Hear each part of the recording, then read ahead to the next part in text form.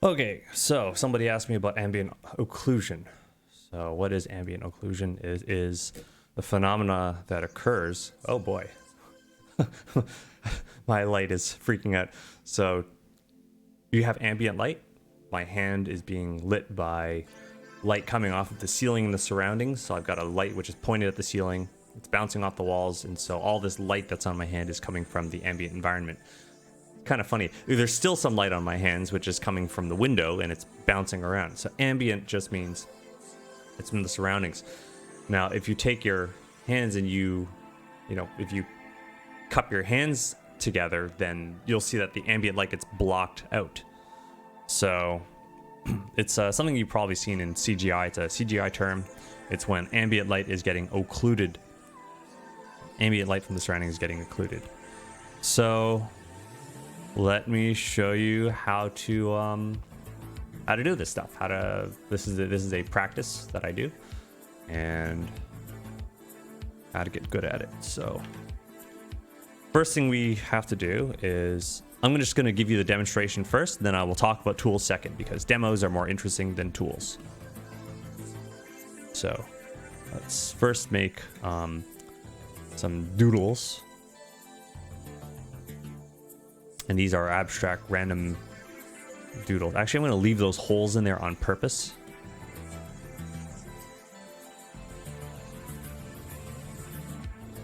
Okay. And then I'm going to lock the transparency.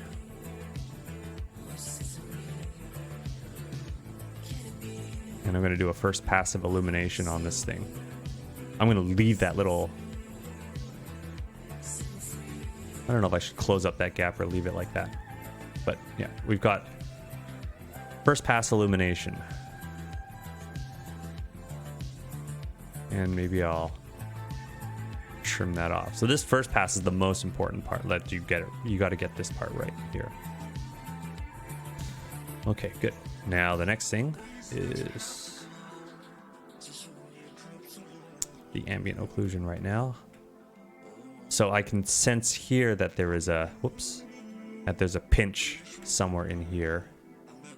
So I talk about pinches. Pinches are when you take your hands and there's a pinch that's occurring, and it gets dark. So I need to put in a pinch shadow in here, or sometimes they call them contact shadows. I like the term pinch shadow myself because it's more, a little bit more physical. So I'm going to put the pinch shadow here, and then let's undo that, redo it. And now I need to mask.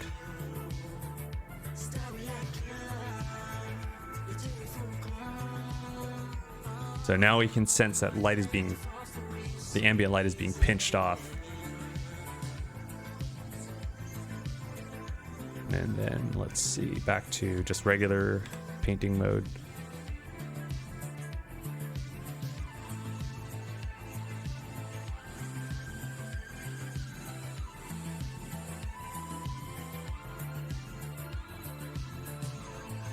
And actually I think the pinch is occurring in this direction.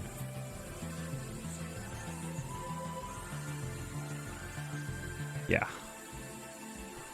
So we'll grab a merge state of that. And then we need to remove this side. And maybe smooth that out a bit.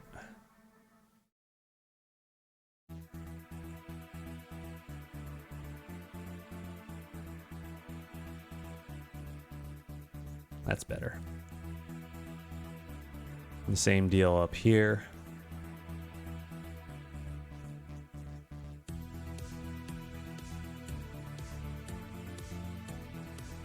Oops. I just want to put in a blend mode in here.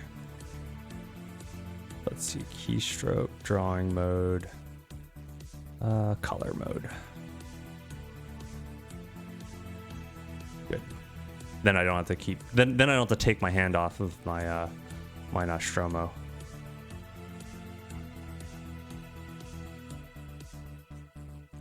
Yeah, that's good.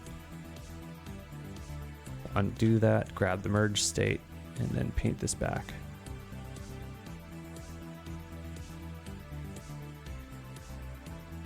I can also feel that there's a bit of a pinch occurring. Whoops. Yeah. Let's do that.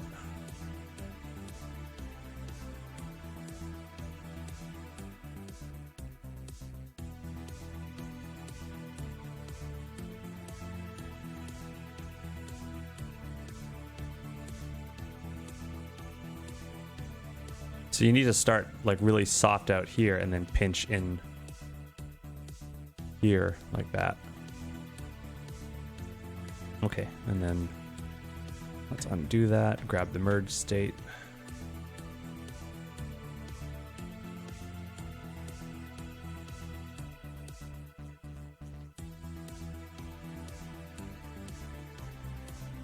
And it's pretty simple. It's wash, rinse, repeat.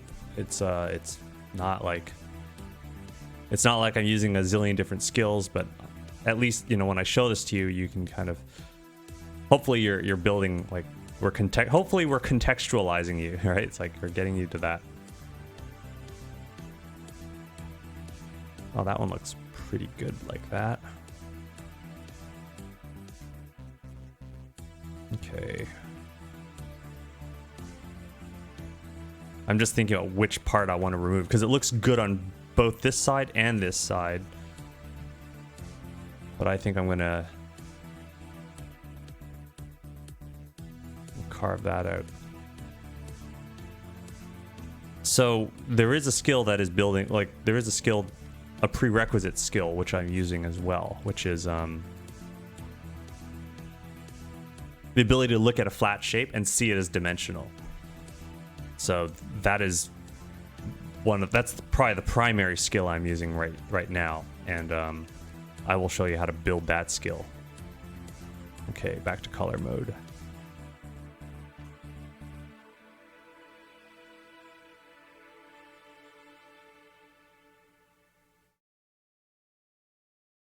Yeah, all right. I'm gonna grab that.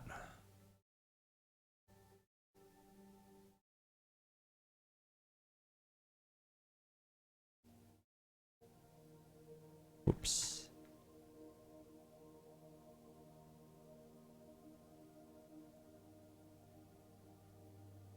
Yeah, there we are.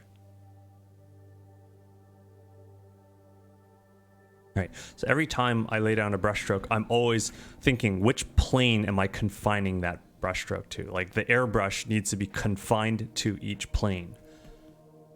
And when I'm talking about planes, like you've got, you know, a plane that's formed here. And then there's another surface plane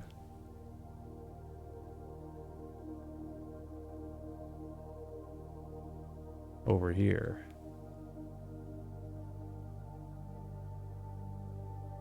All right, so you got to be able to look at flat shapes and then mentally grok them into 3D shapes and use that to guide your ambient occlusion passes, to guide your brush strokes. And then you need to, you know, tune your way there. Because another thing that I can do is, yeah, this thing is a little, okay. So after doing that brushstroke, I can tune this, right? So I can say, do I want it to be darker? Do I want it to be lighter? Or maybe I want it to go from light to dark, like that. So what I'll do is I'll make it extra dark because I want it to be really dark down there. Then I will undo the brushstroke, grab the state, and then paint it back in, or paint out this bit.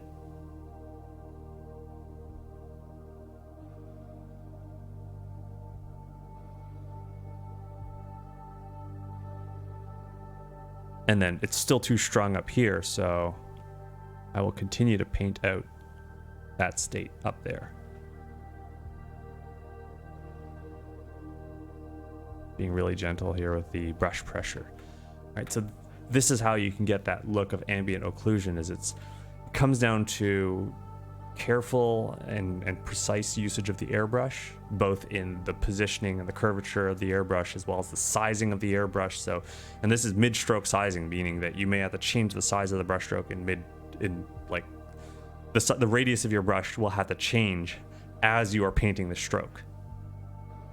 And so you need to modulate that either with, set up your own foot pedal, good luck, or, maybe something which uses the tilt of the stylus. So yeah, you need to modulate that that brush stroke, because then you can do pinches. Right, that's a pinch. I have a foot pedal which, as I push down on the foot pedal, it pinches off the stroke.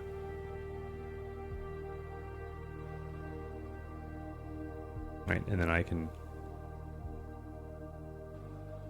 and then also as I modulate the brush pressure, right, I increase the pressure on the brush stroke, like that. So we're talking tools now. So undo, grab state, redo, and then paint back the state into this. And I use a Nostromo controller. This way I'm not looking at the keyboard. I don't take my hands off of the stylus. Right, I keep my hand on the stylus with game controllers and right, for my cold dead hands. You never want to let go of this. You basically want to set up your work, your tools, so that you never have to let go of the stylus. You don't have to reposition your hand to hit keys and macros and stuff. So you use game controllers. You should use game controllers, something like that. And you don't want to have to take your eyes off the canvas, because every time you take your eyes off the canvas and you got to poke and jab at other tools and stuff, then you got to look back and your brain has to recontextualize, right? Your brain, every time the brain's like, well, hang on, wait, I was looking at a color palette and now I'm pulled out of the reality of the image. And what this usually results in, so what happens with a lot of people, a lot of amateurs and people who just don't have good setups, is because they are constantly, getting yanked out of the work, and they're not contextualizing, like they forget to tune things, and they forget, they're, and either that or they keep their eyes on the canvas at all times, and they don't change their brush size when they need to because it's inconvenient. And then things they use a brush that's too small for the job, and so they're trying to shade a large area with a small brush, a tiny brush, and it winds up really blobby, or right? So you gotta fucking get your setup together. It's kind of like, sounds a bit like clean your room. So anyway, yeah, let's talk about the tools, in particular the brushes that I'm using. So these are all custom built. So let me get us on a white canvas first of all, just for this next part.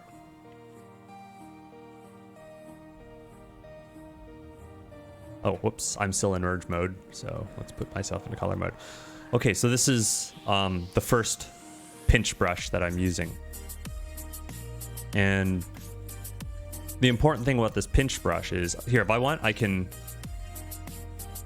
got a thing where I can turn off pressure sensing. So this is with pressure sensing, where pressure modulates the opacity of the brush, and I can turn that off where it just stays rock steady 100%. So without pressure at all, if I lay this brush stroke down versus if I use a modulated pressure, if you look at the fully pressured version of this, there's still a core in here. You can still see that there's like a 1 pixel core in this brush. Let me get my navigator, the coordinates up. So you can see here, right? It's like if I move my mouse over here, actually, let me get myself on a white canvas first. So let's throw down a white fill. Okay, so now I'm painting on a white filled background as opposed to a transparent one. And yeah, so we'll make a modulated stroke and a demodulated stroke. And if you look at the RGB values up there in the corner, you'll see... Oh, I'm not on pure black, that's why. Yeah, so on a pure black, let's do a demodulated stroke, or a modulated stroke, and a demodulated stroke.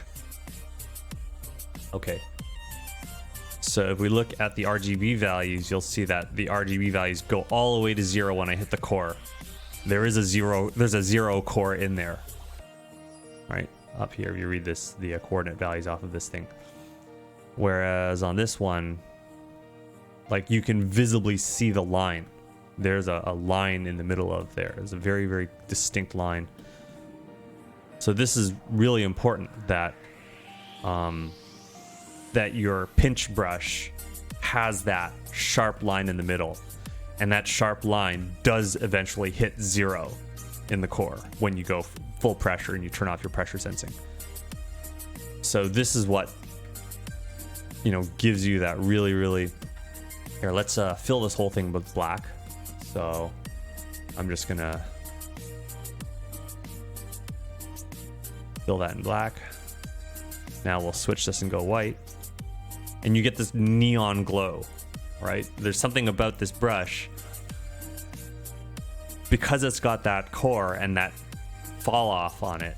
I carefully tune the fall off on this thing so that I can get, you know, a really bright core, a very thin core, and then a very distinct fade off on it.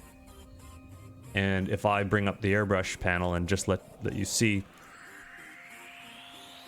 I think I have my zooming tools. Yeah, so if we zoom in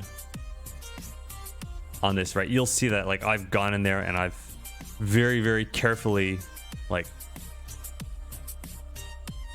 hang on, there we are. You can see that I've very carefully tuned where all the points are. And I've gotten a nice smooth transition all the way up. So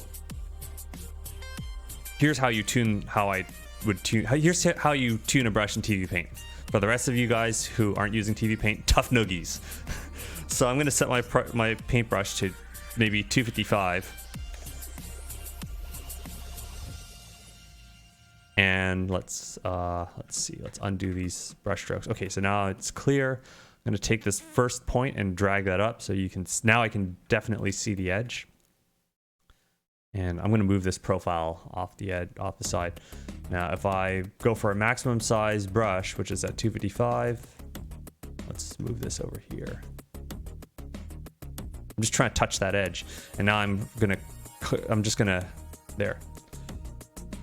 You can see that I've constrained it. I've confined it so that it just touches the edge like that. Actually, I think it kind of, no, it was very close. There we are. Okay, so I need to lay a single brush stroke going once straight down. So start here, paint straight down, and then I'm gonna reset. Well, let's go back into this thing and bring that back down. So if I undo and I redo the brush stroke, it will lay down like a it will lay down a demodulated brush stroke going vertically straight down like that. Then if I move my brush up to the side, you can see the RGB values right as I come over here. Right now they're registering 1, 2, 3 all the way up. And you can see a distinct, you can see that there's a distinct climb right here where it hits the core. And at least at some points it should hit like 255.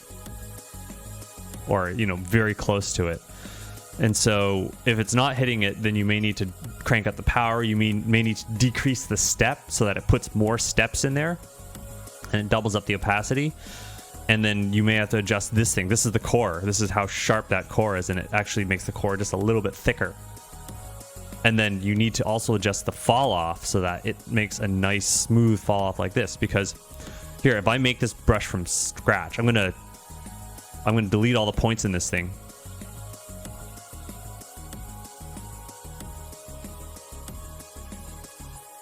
Okay, so now it's flat and linear. If I undo and redo the brush stroke, okay, that's how a linear fall off looks. So what I gotta do is I gotta first do something like this, and now we can start to see the edge. But the only problem is Here, if I redo that, undo, redo. Okay, so now we're losing this core because this area here is flatlined. But the most important thing is you establish the needle core in the middle. So I'm going to build that needle core by pulling this all the way up here to the top. Undo, redo. We don't see it because right now this area is too opaque. So I'm going to bring that way down and redo it. And redo it. And I'm going to pull this in a little bit more. And you can resize this graph, right? You can actually expand it, and this gives you more precision.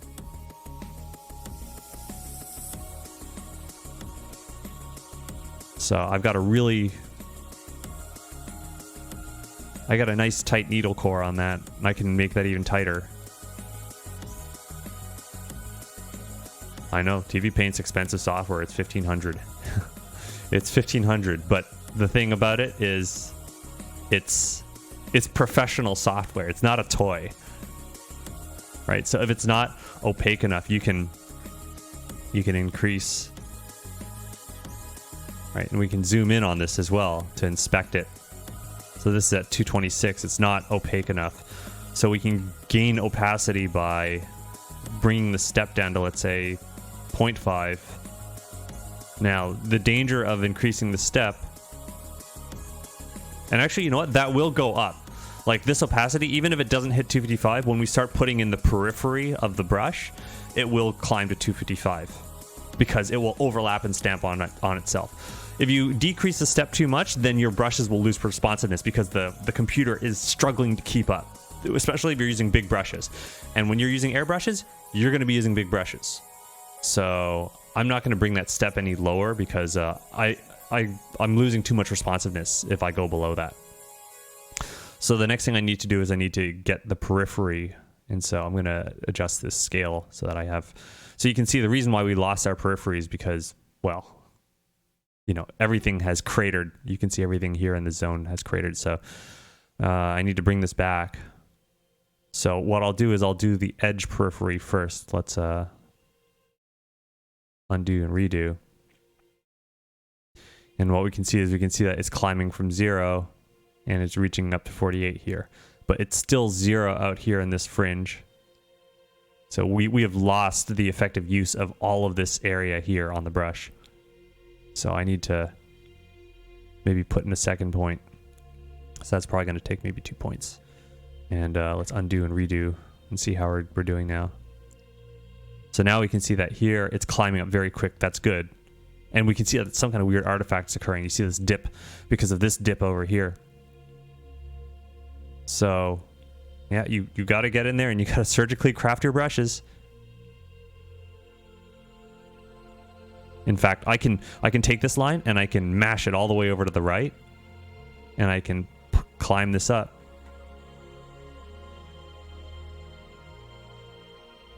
Okay, so let's rebuild that needle core. Like, so that's the thing, is that you have to establish both a needle core and you need a soft edge. So we can see that needle core in there, but we can see the dip. So to get rid of the dip, we need to make additional points. Maybe what I got to do is I got to take this one and raise this up. Whoops, the point vanished. And take this one and move that to the side. Okay, so now we can see there's the needle core in there.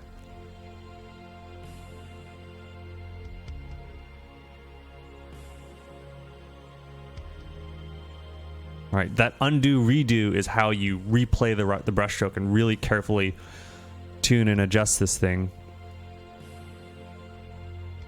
Oof, darn it, I lost my point there. Yeah. Oh, we have that little...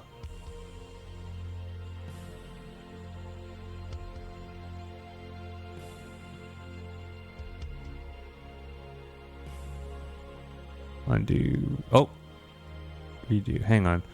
We got something weird going on here. Yeah, this one's got to go up. I got to reestablish that needle core again. Sounds like making ammunition. The needle core. So there we have it. Right now we've got this smooth transition. The only problem is I see a bit of a bump here, right? Like there's kind of a... Oh yeah, there's a bit of a bump here. So I imagine it's probably around here. This is probably where the bump is forming. So you got to carefully move that over. Undo and redo.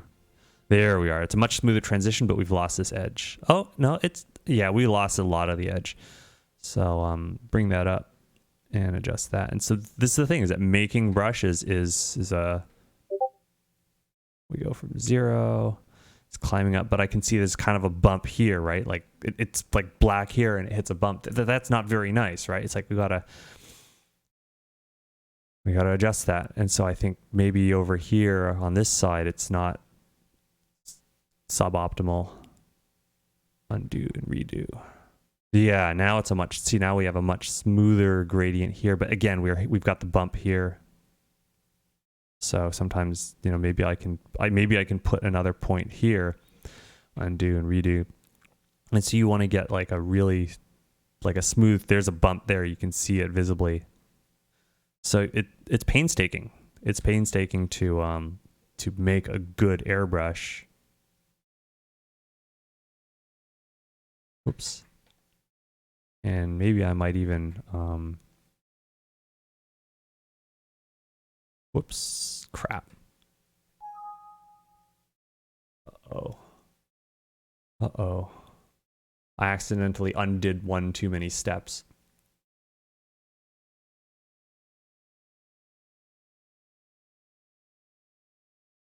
So I gotta reinstate the paper texture in there again. Fortunately, it's using a different tool. Yeah, so I can reinstate that paper texture and then return to my airbrush by hitting this thing again. I redraw that stroke and it should be okay. Yeah, there we are.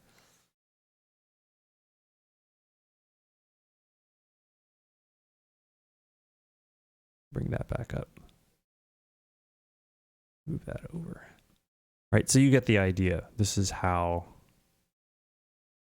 you build airbrushes, is you build them by bringing the graph up there and then just very carefully tuning and adjusting until you get what you're looking for.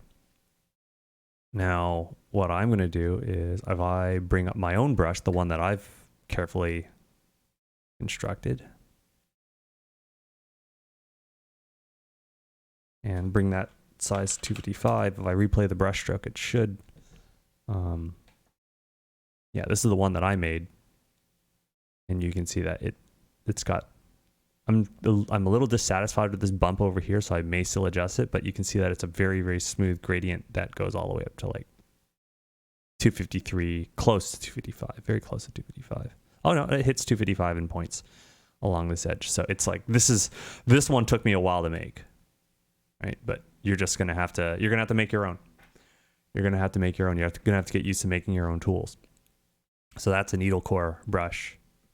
And then you have to repeat the process again to make another one. This is the soft needle. And if you look really carefully, there is kind of you can still see a blunted needle. It's got a blunt needle core in there. And then finally a round, just a linear round brush. This one's pretty simple. Although what you are looking for in the linear round brush is you're looking for, if you look at the RGB values, you want something which transitions all the way up smoothly to 255, and it should generally only cap out at 255 in the center. This hits 254, which is close enough for my needs. But yeah, you want it so that even your soft brush doesn't cap out prematurely, right? These brushes all need to cap out when they hit the center, but there needs to be transitions that occur here. So this makes them optimal for airbrushes. You only need these 3 brushes. That's it. Spend the time to make your brushes, and then you can use them for all your airbrush needs. Let's get some more royalty-free music playing.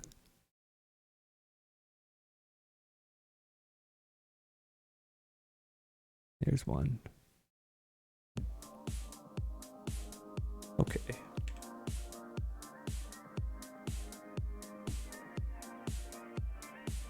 So demo, yes, let's do some more. Let's do some demonstrations with this.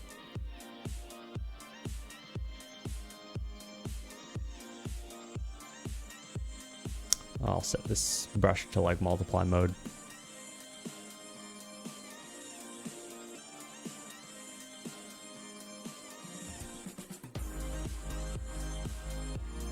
So the whole process is going from a rough. So first you need your topology. You got to figure out just what it is that you're shading.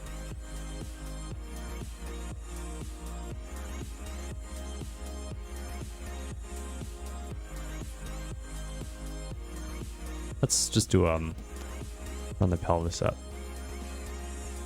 Knock it back.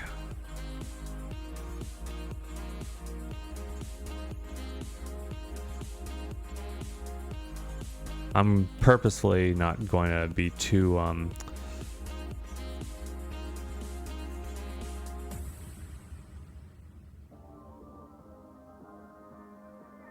like I'm going to keep things loose.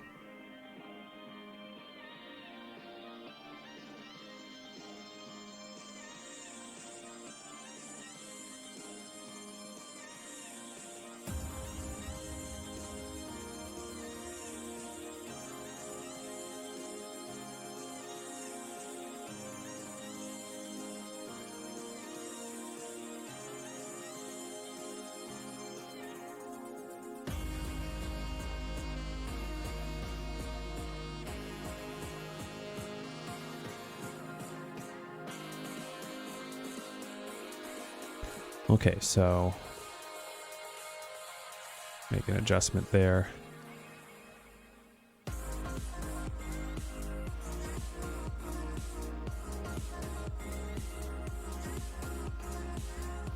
Okay, so now that we have that, throw on a new layer, switching contexts. Yeah, that's good. And I'll turn off my my brush pressure. So this is just going full opacity mode. And I'm not going to worry too much if it goes a little out of the lines.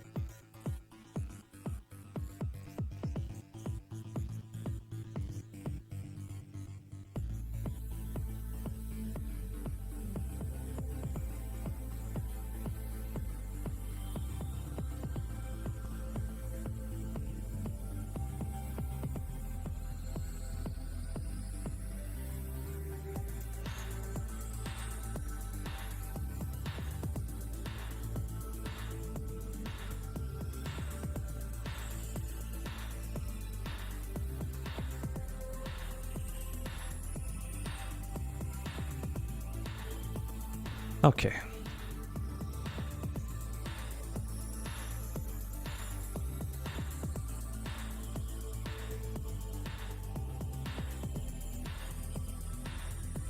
There we are.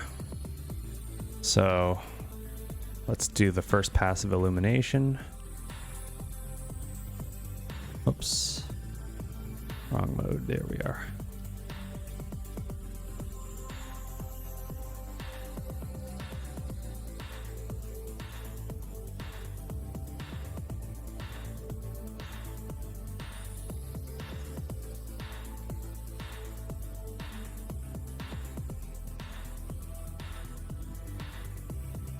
I'll let that arm cast a shadow in there.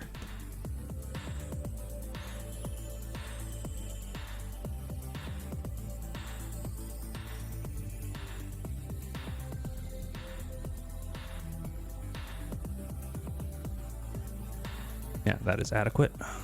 Get the needle core brush out.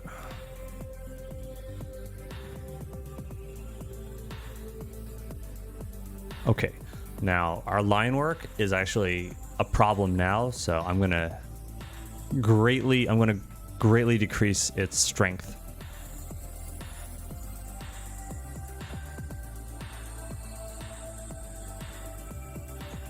In fact, I think I only want it to pinch up to about here. And maybe I want to increase the size of the brush. And let's put this thing in burn mode for a second. Because in burn mode, you see it doesn't affect the whites. And I want to turn down... oh, that's why. My pressure. Yeah, I had to turn my pressure back on. Okay. So there. Now it's done. So I'm gonna get a state of that, and then I'll get rid of that.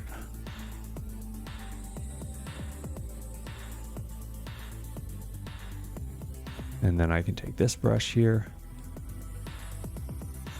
Now, one other thing about TV Paint that I've noticed is that the dodge tool, like the dodge painting mode, the layer mode works fine, but the brush mode doesn't seem to replicate color properly.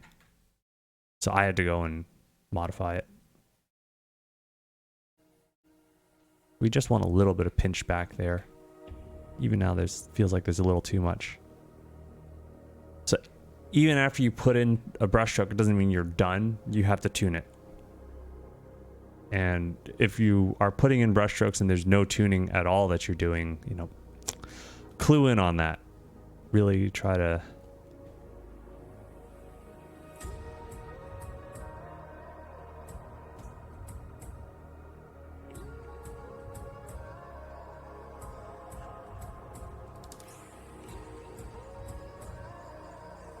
Now I could use color dodge mode. Like that. This is the color dodge mode that my palette plugin provides. If I use the default dodge mode, this has dodge. Like TV Paint's dodge mode's broken, it does that. It's not right. Mine does that. Mine's a proper color dodge.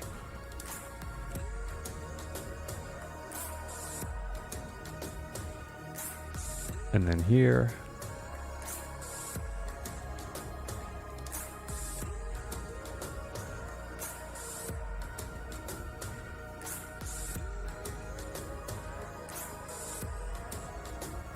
All right, and doing it like this gives it the appearance of subsurface scattering. Okay, let's get some more ambient occlusion. Put this thing into burn mode.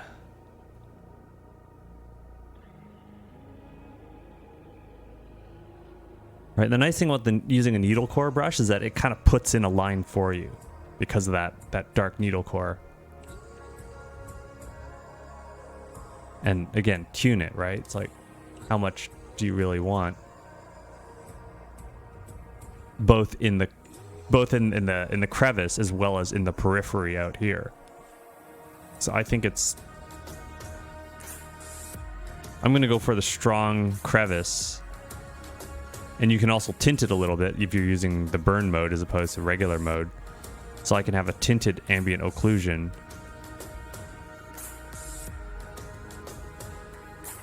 That seems about right. So undo it, grab a state, and then redo it. And then I'm going to paint that out.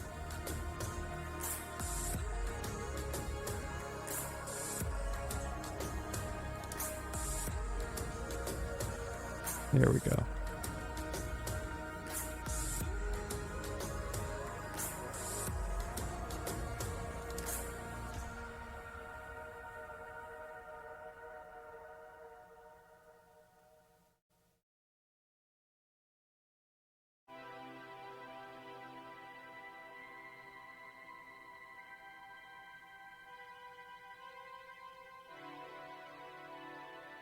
I'm gonna remove. All right, so this is part of the tuning, right? This light, very kind of subtle brushing.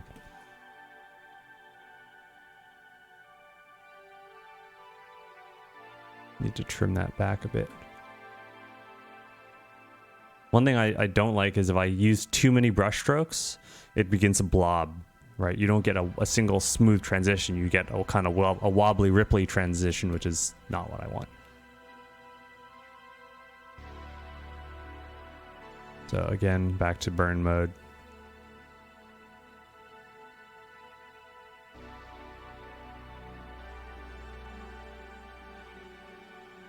And you'll have to start, like, your brush pressure should always go light to dark or transparent to opaque, right? Because it's easy to modulate brush pressure that gets darker and darker and darker like that.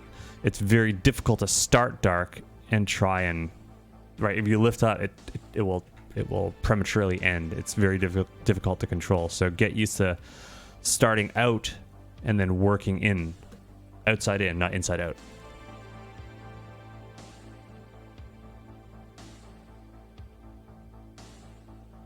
So always increase the pinch.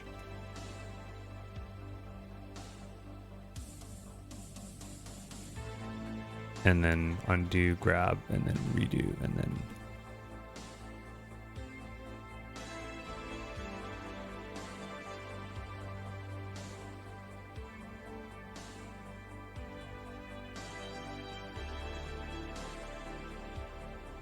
and then this area here, you can use a softer brush to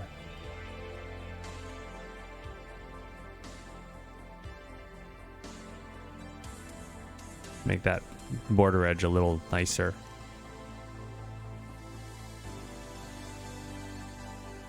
And then same thing, you can use the brush here. Whoops.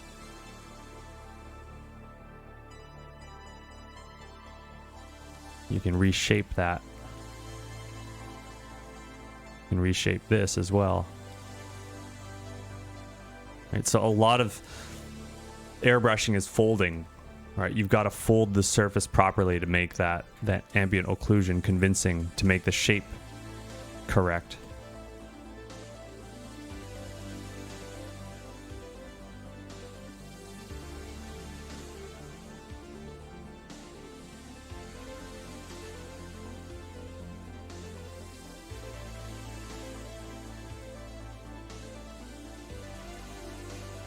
And you've got to know, like, which surface is in front of which. Like, I know that this surface is sitting in front of this. So that means that this is the side that you have to erase. The blocking side needs to go away. So it means that if I do this, right, which side do I remove? I gotta remove this side. The blocking side. Right, now it looks correct. Always remove the blocking side.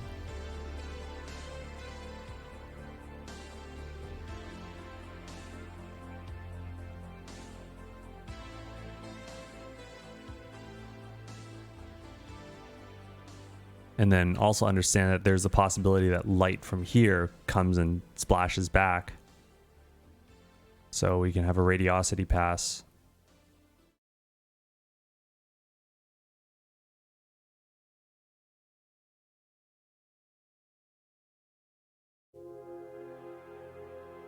Let's tune that.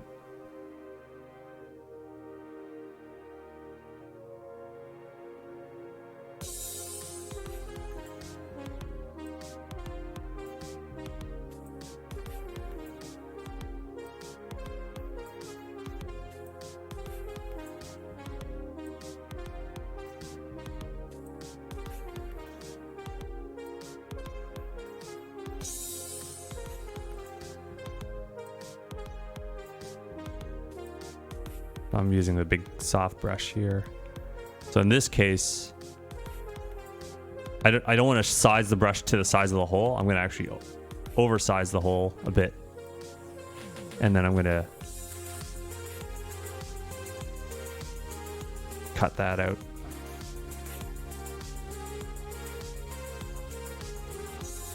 All right, and I'm just going to erase away the bit that I don't want.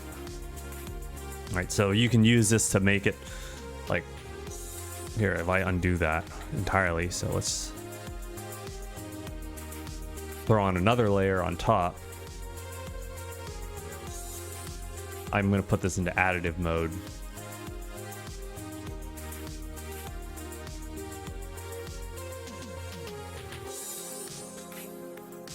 And go all the way up. You got to go all the way up. Don't stop here. You got to go all the way up and past.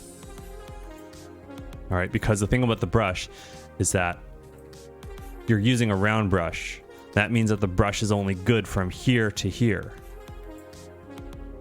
Like, sorry. Like, there's a border that goes from here to here. All this stuff here is garbage. This is garbage, right? You want... Even here, you can see that you want, like, this... You want this part of the transition, right? You want this nice, smooth. This is all consistent. Here, we can see that it's rounding off. This is rounding, right? This is garbage. This is garbage. Garbage, garbage, garbage, garbage, garbage, okay? That's why you need to overstroke.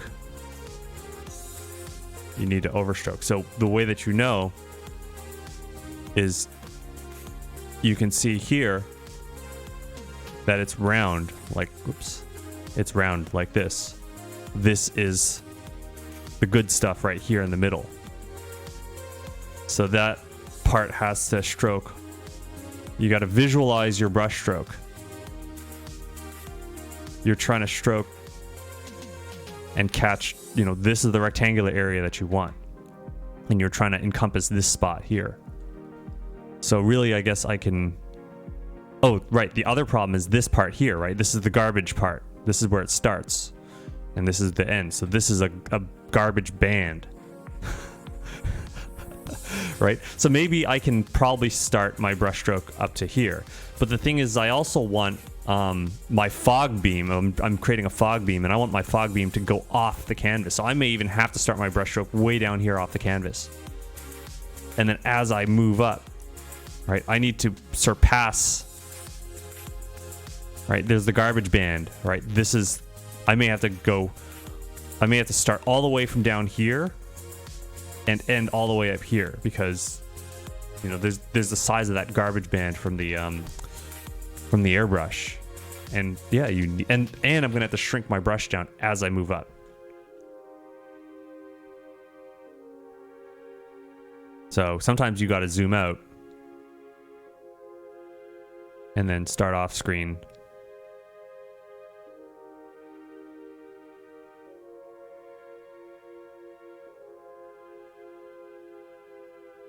That looks pretty good.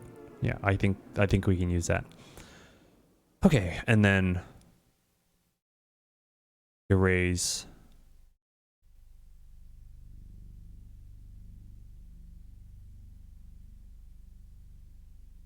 Then use this thing here, this tool here.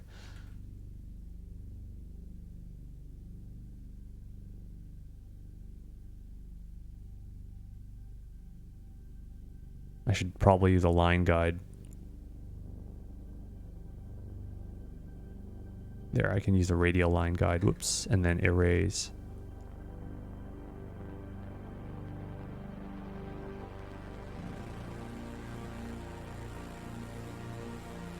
Good. And then here.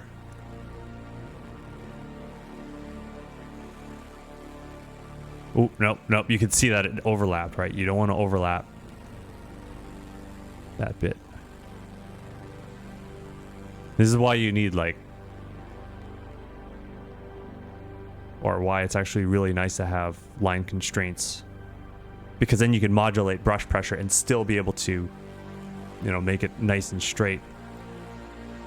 And then I want to introduce more fall off, so I'm gonna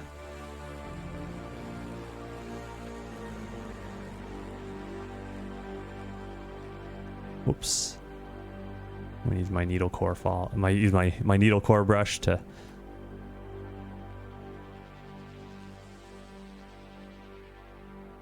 right. That's like one fog beam.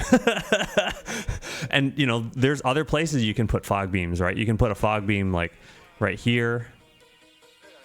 Right here behind the head. You can have a bit of a fog beam here which comes over the front of that. fog beams which come through here. You can have a fog, you've got a big hole here, so that can be fog beamed as well. So if you're wanting to do volumetrics, that's what this is. This is this particular light stuff that we're doing. This is all volumetrics.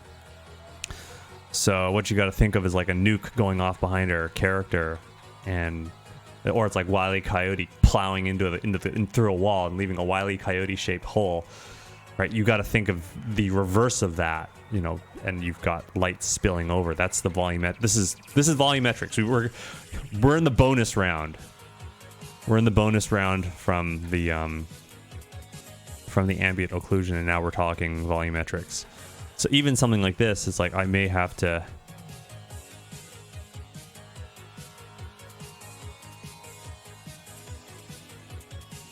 I'm going to use a little bit of this. This is my half core. That's what I should call it. It's like a needle core versus it's halfway between needle and the round core brush. This is a half core. I would call this a half core brush. So needle core, round core, half core. We'll make these terms up as we go along. There we go. And then I can use my round core to do that, but then I need to dim this down a bit. All right, you want to. The idea is that we're just trying to add enough so that we can see the crepuscular rays. Yes, that is the technical term for God rays, but you know we call them crepuscular rays, and sometimes you know maybe just enough to add a little bit of directionality to that.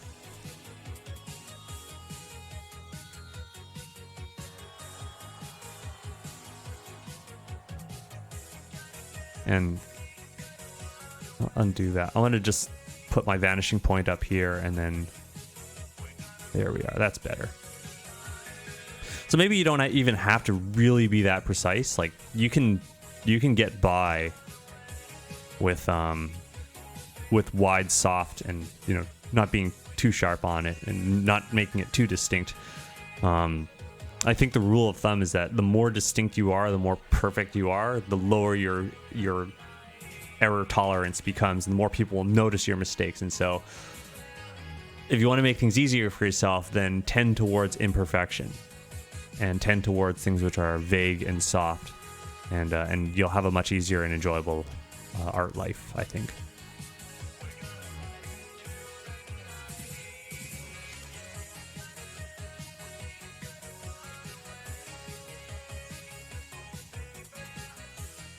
Yeah, but you get the idea. This is this is all in the realm of special effects, but airbrushes are fantastic for special effects. They're very, very good. It's very well suited for this sort of thing. Okay, good. So I guess that'll do. Oh wait, right. I almost forgot. One of my favorite things to do is use a brush like this. We go into dodge mode, and then maybe a little bit of. There's different ways we can do this, right? We can kind of softly make a shape like this. You can do shapes like this. So that requires that you start large, go small, then go large again, right? It's like to make your brush do this without the foot pedal, good goddamn luck.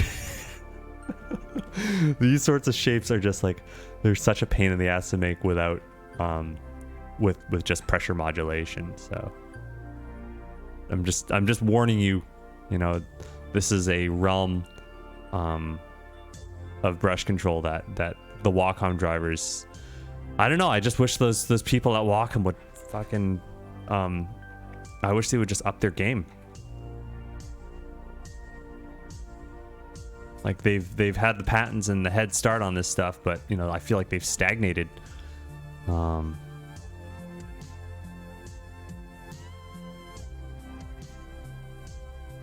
And maybe what I'll do is I'll do another,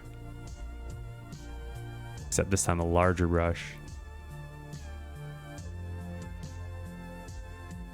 So these are other things you can do. You can make a bit of it's a very stylized halo on the, or maybe what I'll do is I'll take this brush and make it even smaller, and then I'll go for something like a hotter color, like oops, that's too hot. Too spicy. And again, right, it's like you can tune it just enough to be visible, or maybe I'll just do a little bit like here and a bit there. So that one highlight.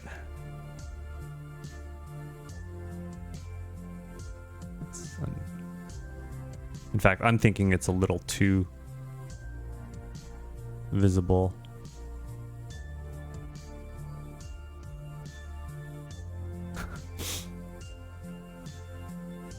This stuff is fun, really. It's like, I really enjoy it.